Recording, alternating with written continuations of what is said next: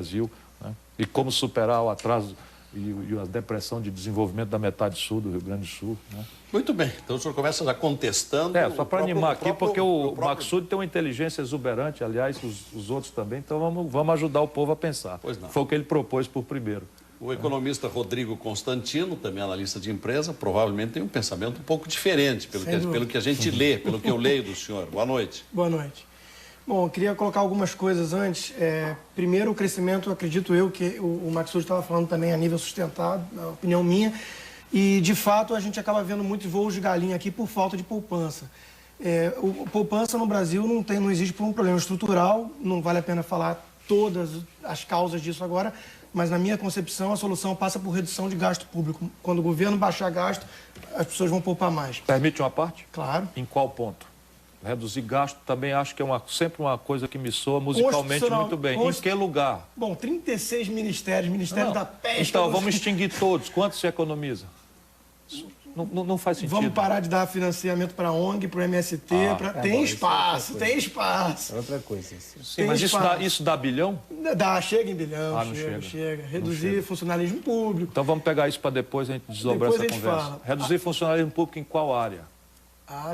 Em qual área? Vamos propor. Eu sou campeão de demissão de servidor ocioso contratado por cartão de político. Fui prefeito de uma capital, governador de um estado e fiz. Mas lá eu sabia o que estava fazendo e sabia quanto economizava e sabia qual era a legitimidade. No Brasil, nós temos muito menos serviço público do que é necessário, no mínimo. Com 36% de arrecadação de imposto sobre PIB. Para serviço da dívida. Não é verdade. É aí que está. O maior gasto corrente brasileiro em regime não inflacionário é a dívida. São os juros. É o financiamento do rentismo que faz a folga de 70 mil brasileiros. Isso não é mais a realidade atual. Não é? Cada vez menos. Vamos aos números. Cada vez menos. Vamos aos números. O PAC hoje é o maior investimento dos últimos 15 anos da União Federal, 18 bilhões. Nos últimos 12 meses, o Brasil pagou 162 bilhões de reais de juros. Sim, os juros não veio do nada. Não existe. O governo gastou. Agora, Gastou? Eu acho até temerário falar que eu não tenho onde cortar gasto num governo desse tamanho e ineficiente desse jeito. Todo mundo que precisa ir numa repartição pública tem ideia de como é que são os serviços. Eu sou adepto disso, eu quero saber aonde nós vamos achar 1 bilhão. 1 bilhão. Eu acho que essa discussão... Desculpe, Ciro. Não, vamos nessa. Porque se existe inteligência exuberante... Senão o pessoal dorme aí. Inteligência exuberante é sua. O problema, eu acho que nós estamos discutindo aqui coisa de número, onde vai tirar, onde não vai tirar, etc. Eu acho que o problema não é esse, não é? E você sabe disso. Não adianta onde que vai tirar 1 bilhão, quantas pessoas limitar, tal. Esse é um negócio para se estudar de alguma forma ou de outra.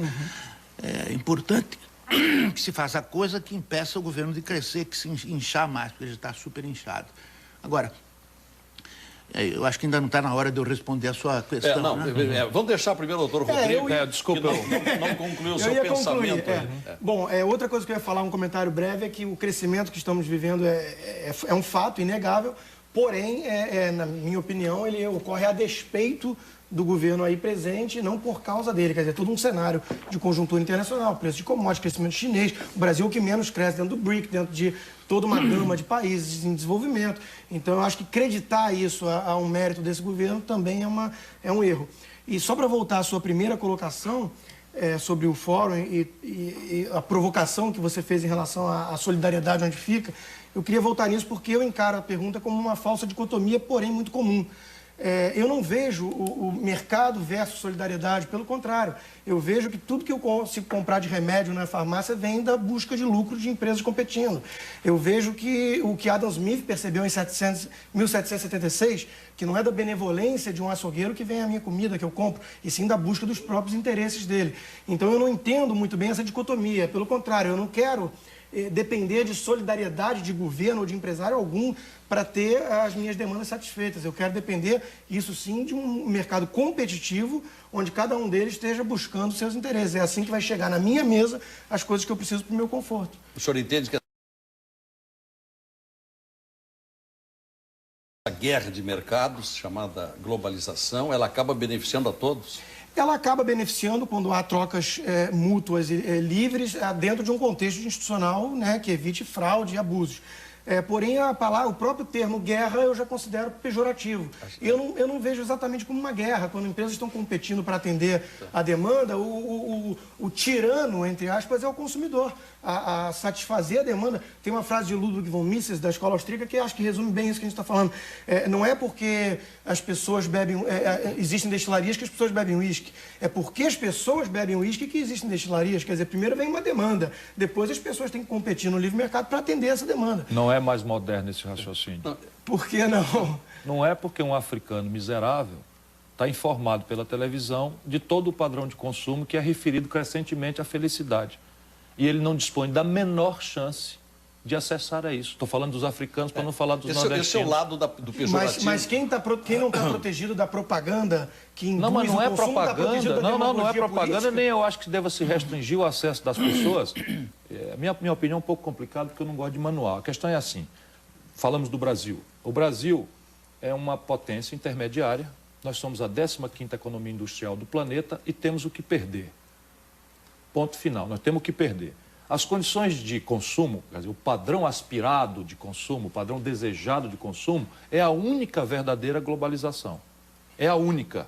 E é um padrão de consumo que vem na esteira da afirmação de identidades culturais que não são as nossas. Já tem aí uma outra digressão para outra hora a gente refletir. Eu me preocupo muito com a perda de identidade cultural, porque isso informa como é que a gente se relaciona, como é que a gente se vê no mundo. E não é para fazer muro contra ninguém, não. Eu acho que no futuro a liberdade deve ser absoluta para tudo.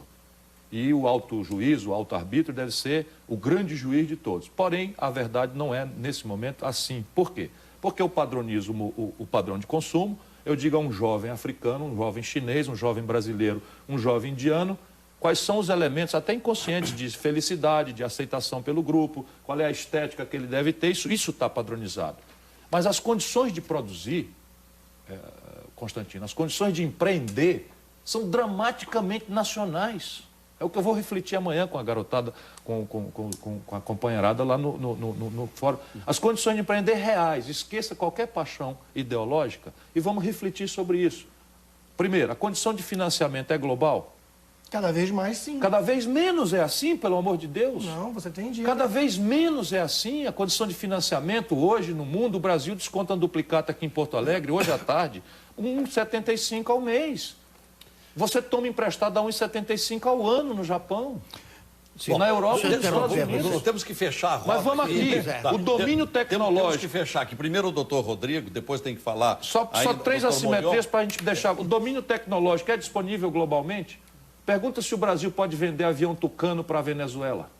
Não vende o avião Tucano da Venezuela porque a estupidez da política externa norte-americana proíbe o Brasil de vender avião da Embraer para a Venezuela porque tem componentes tecnológicos embarcados no Tucano que o Brasil não produz. Esse é um aspecto negativo quando se fala em guerra de mercados.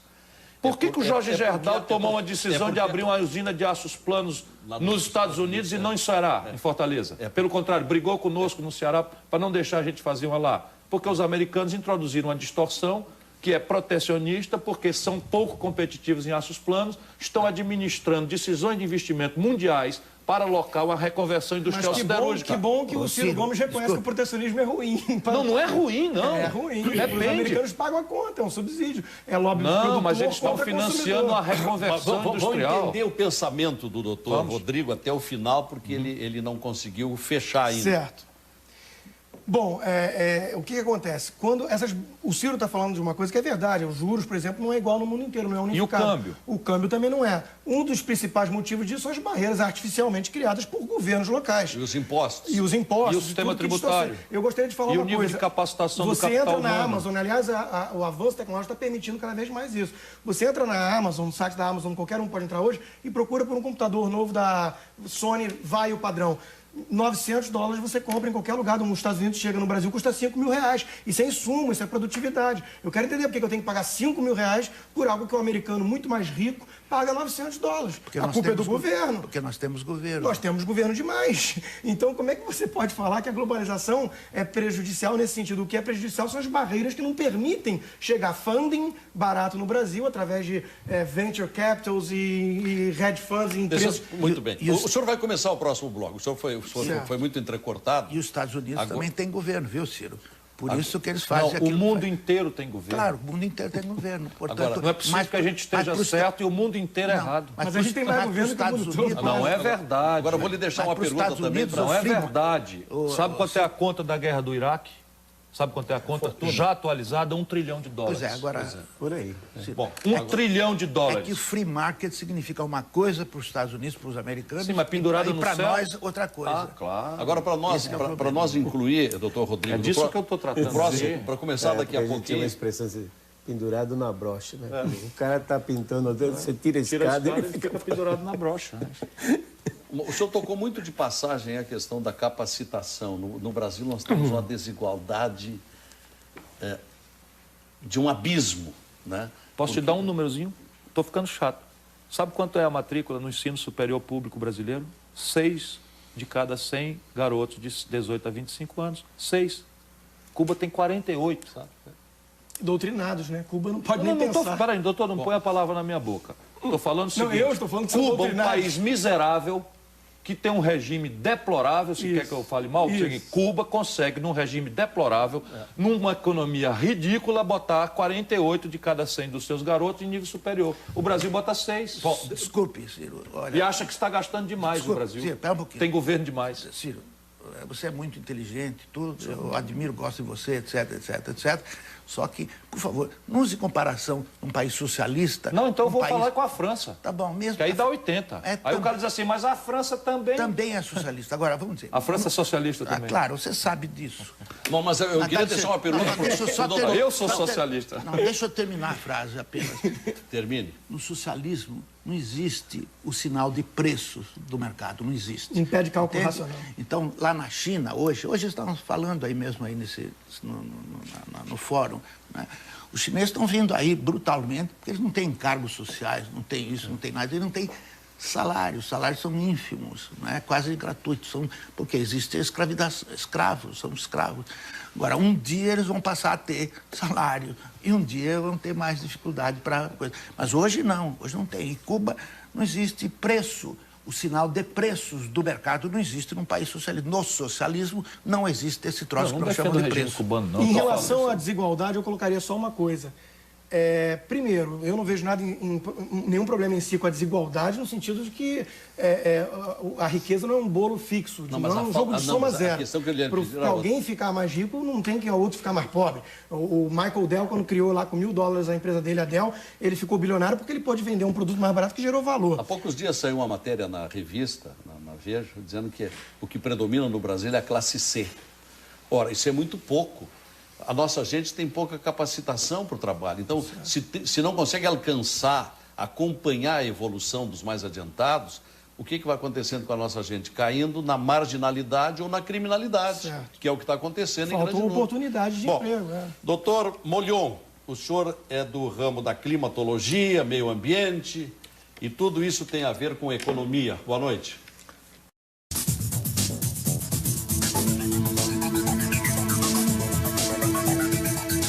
Nós estamos sentindo que, sob o título Mercado é o Mundo, se permite um seminário de dias e dias. E tudo será resumido amanhã no único dia. Então, imaginem trazer esse tema para 4 especialistas durante 1 hora e 5 minutos nesse programa.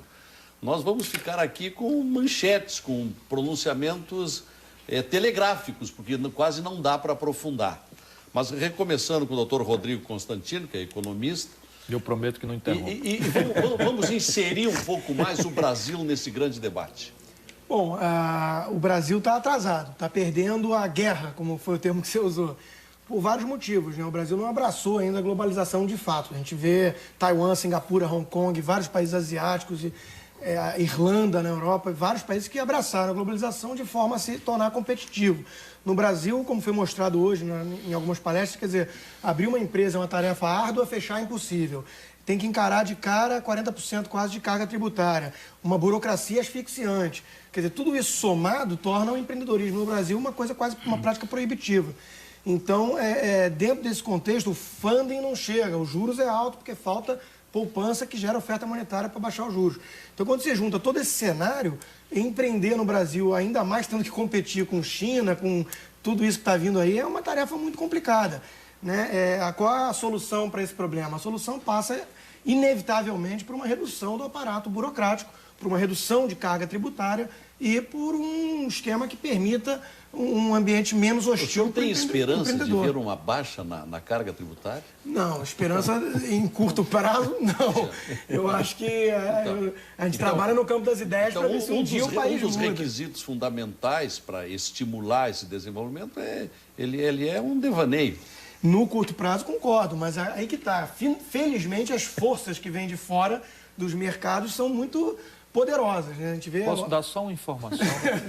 Não, é uma informação. Que a gente vai indo. Acabaram de revogar a CPMF. Que isso?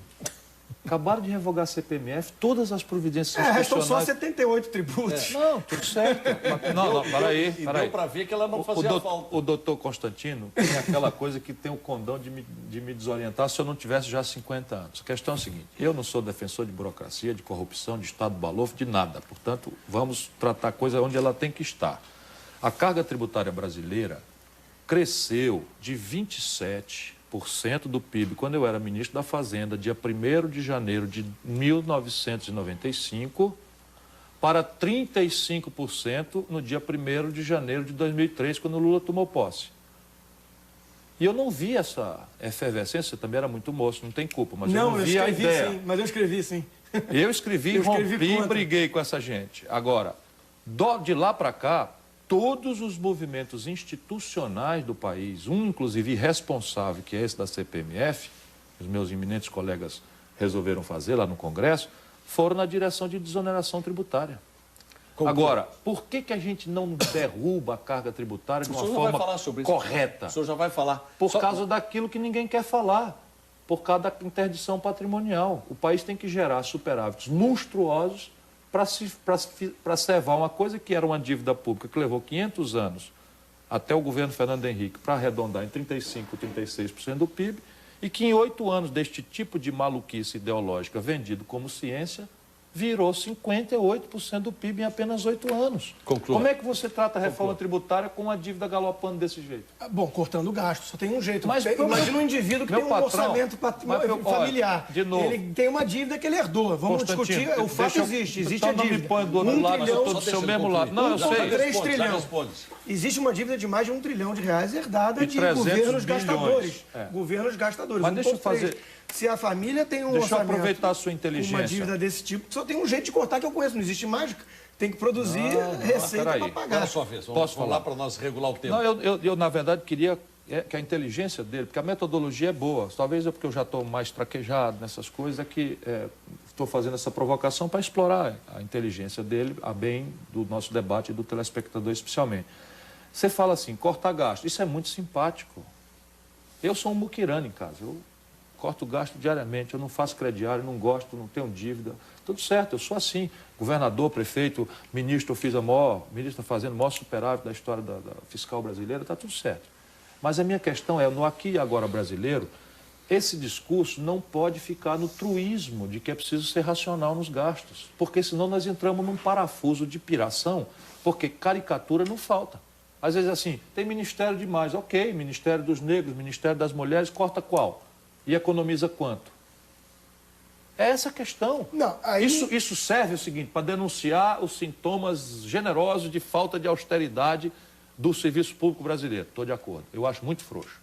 Eu, por exemplo, nunca usei cartão corporativo porque eu acho aquilo meio estranho. Certo. Eu fui ministro, não aceitei receber cartão corporativo. Mas, se a gente acabar, eu já fiz esse exercício, esse é um problema. Por isso, e eu não deixo mais, por isso que eu fico até mal educado, eu não deixo mais ninguém dizer truísmos na minha frente, politicamente corretos, audíveis como música para a população, e que deixam uma ilusão grave, perigosa, para a inconsequência da política brasileira, que é assim, está aí um monte de coisa fácil de fazer, um monte de caricatura, não está vendo a quantidade de ministério? Sim. Não sei o que, o Brasil está em pandarecos, o gasto corrente brasileiro é deprimido. Por favor, a Força Aérea do Brasil está com 76% do seu equipamento paralisado no chão por falta de peça de reposição. Alguém diz, não, mas para que o Brasil precisa ter Força Aérea? Pergunta para o Equador por que o Brasil precisa ter uma Força Aérea. A Colômbia andou lá invadindo o território, o espaço aéreo, a Venezuela mobilizou tropas na fronteira da Colômbia. Está rindo de quê? Eu não concordo. Você não concorda que acabou de acontecer um problema que quase leva uma parte da América Latina à guerra? Quase por causa do Chaves, né? Não interessa por causa de quem, eu quero saber qual é a capacidade dissuasória do Brasil. Intervalo, para nós ouvirmos de volta o doutor Molhon, que não conseguiu ainda... Não, você está protegendo ele, agora ele conseguiu. Não, distinguir bem ainda a conservação ambiental... Ah, o Molhon, pensei que era o Constantino. Com mudança climática. E eu vou lhe deixar uma perguntinha que tem um interesse regional muito grande, doutor Molhon. Pois não. Nós estamos tendo um debate muito acirrado aqui no Estado, em função da vinda de 3 chamadas empresas papeleiras, isto é, que plantam para produzir celulose e estão querendo plantar bastante eucalipto na metade sul. E dizem alguns que isto vai exaurir a água do solo e nada mais nasce ali, pela quantidade. Eu vou lhe pedir uma opinião sobre isso, já que o senhor é um estudioso do assunto. Na volta.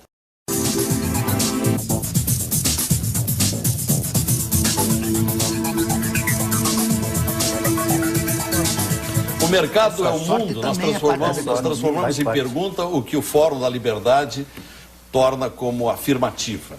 E aqui nós vimos no programa que, de fato, o mercado é o mundo, aqui para este lado, e não é bem assim para esse lado. Tá? Chegamos à conclusão. Agora, vamos às conclusões. Deputado Ciro Gomes, muitas ideias foram lançadas, vamos ver como é que dá para concentrar nesse arremate. A questão para mim é o seguinte, há 2 planos. Uma reflexão sobre o mundanismo e as vulgaridades da governança brasileira não resiste, e eu não vou ficar aqui de defensor disso. Nós estamos aqui num debate que pretende montar aí uma concepção de economia política. E eu não conheço, pode ter a maior diversidade institucional, fruto da variedade cultural da humanidade, não conheço nenhum experimento exitoso de desenvolvimento no planeta que não tenha por detrás de si alguns fenômenos. O Henri Maxud, como brilho de sempre, destacou: sólido nível interno de poupança. A única exceção é a Norte América, que tem poupança zero e se desenvolve assim mesmo desde o pós-guerra por uma atipia. Imprime o dólar, que é reserva de valor, que não se realiza lá, o que seria a maior hiperinflação do mundo. Segundo, sólida coordenação estratégica entre um Estado empoderado com um empreendedorismo ativo. Aí você diz, mas na América, todo o protagonismo norte-americano, passei um período estudando lá, é esse encontro entre o empreendedor individual e a coordenação estratégica do governo norte-americano. Por que a América é a locomotiva da tecnologia do mundo? Por causa da encomenda aeroespacial e militar feita a trilhões de dólares pelo governo americano. E por que o aço americano agora está passando um processo de reconversão? Porque o governo americano, desde o Reagan, que era ultraconservador na retórica, thatcherista, chamou lá uma reunião que eu conheço, as atas, em Camp David, e perguntou por que estamos perdendo a batalha para os japoneses. E dali saiu uma coordenação que mexeu com o horário de criança na escola para estudar matemática, até os padrões do motor de 4 cilindros dos Estados Unidos, para mudar um padrão. E o terceiro movimento é um sólido investimento em gente. Só há explicação possível na imensa diversidade institucional do planeta nesses 3 paradigmas. O Brasil está melhorando nos seus fundamentos de poupança, mas não é sustentável. Temos que consertar a previdência social e fundar entre nós um regime de poupança de longo prazo que se vincule ao investimento de longo prazo. Isto é uma tarefa praticável no Brasil, mas não é cortando gasto nem transformando o trabalho numa mercadoria sujeita à lei da oferta e da procura, porque gente não é bode para você fazer isso, na minha opinião. Segundo, reformar o sistema de tributos não significa dizer reduzir carga tributária, como irresponsavelmente se fez agora, e está aí o Rio de Janeiro com 55 mil casos de epidemia de dengue, 67 mortes, e os postos de saúde abrindo às 8 da manhã e fechando às 5 da tarde. E aí o juiz dá uma ordem para abrir de noite e diz, não tem um médico. E o cara diz que tem gasto corrente demais. E os professores mal remunerados dando uma educação imprestável para a esmagadora maioria das crianças. Verba da saúde exatamente agora? Cortou agora, vai cortar pesado. Pois é, mas... Vai cortar pesado porque tiraram 40 bilhões. Poderia cortar? Sim, meu companheiro, o problema é que não há almoço de graça.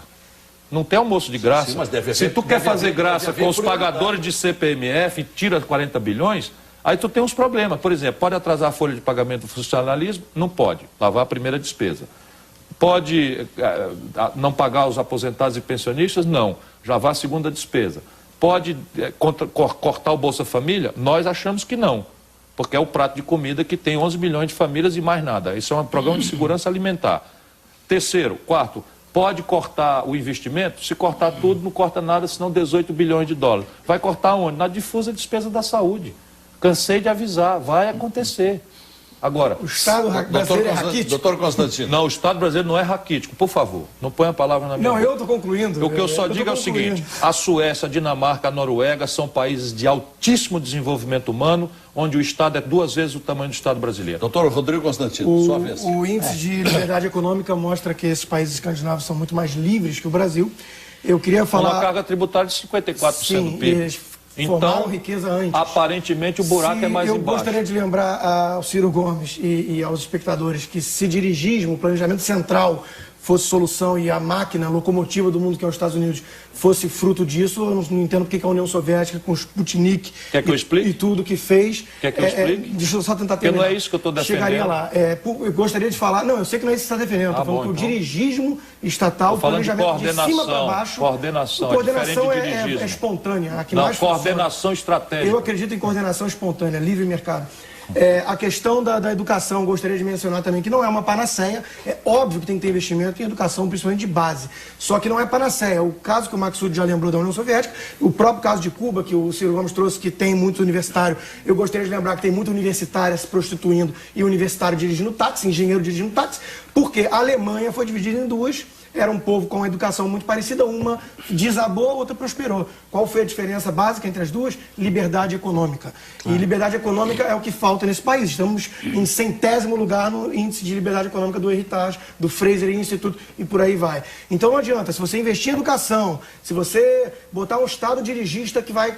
meia dúzia de clarividentes dizer qual o setor que tem que ser puxar a demanda, investimento e tudo isso, sem liberdade econômica, não vai para frente, não adianta. Professor Luiz Carlos Molhon, suas conclusões. Bom, as minhas conclusões vou deixar para pensar. Estão falando muito em aquecimento global e amanhã eu vou mostrar